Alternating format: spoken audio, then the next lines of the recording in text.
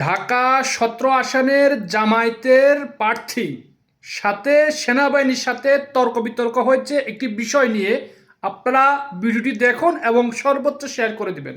MP পদপ্রার্থী, সংসদ পদপ্রার্থী, ওনার সাথে গানম্যান আছে স্যার। আমি এদিক দিয়ে- তারেক জিয়ার প্রতিদ্বন্দ্বী ডাক্তার এস এম খালেদুজ্জামান বলেন স্যার, ওই যে বলেন তারেক জিয়ার প্রতিদ্বন্দ্বী 17 আসনের স্যার অন্যতম ওইটাই উনাকে candidate। বললাম স্যার, উনি আমার সাথে আমার সঙ্গে কথা বলে দেন।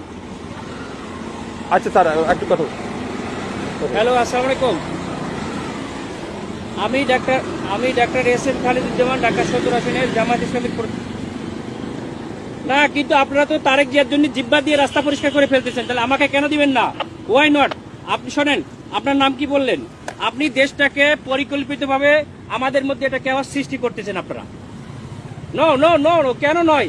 আপনারা দেশটাকে ধ্বংসের দিকে নিয়ে যাচ্ছেন এবং কিছু অফিসার নিজেদের ব্যক্তি স্বার্থ হাসিলের জন্য আমাদের সুপরিকল্পিতভাবে 5 আগস্টের পরে আমাদের দেশটাকে আপনারা ধ্বংস করতেছেন, আমাদের দেশটাকে পুরো ধ্বংসের দিকে নিয়ে যাচ্ছেন আপনারা।